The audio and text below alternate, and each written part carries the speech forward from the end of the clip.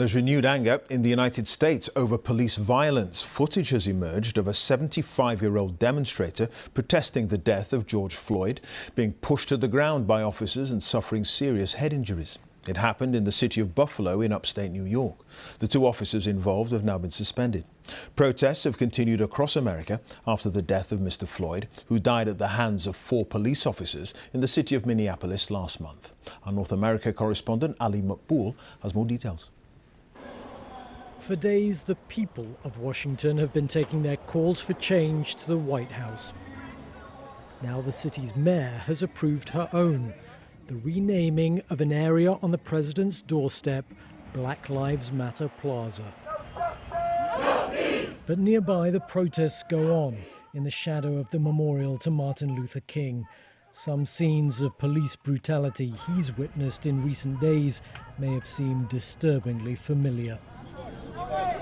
In Buffalo, New York, for example, a 75-year-old protester was shoved to the ground by a policeman.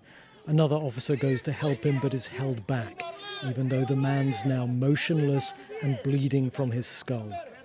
Police file past and no one else is allowed to go to his aid. 2 officers have been suspended. But it's just the latest in a torrent of apparently unjustified use of force at these protests. An assault from behind in Seattle. What is that really doing? The arrest in Charleston of a man peacefully trying to reason with officers. And police in LA driving into protesters, to name but a few examples. For the incident that sparked all this, 3 officers have now been charged with aiding and abetting murder. Another's already been charged with murdering George Floyd.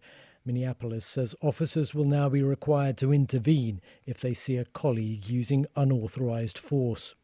President of the United States. The president's called for authorities to continue to be tough on the streets, but has also talked of equality for black people. They have to receive fair treatment from law enforcement. They have to receive it. We all saw what happened last week.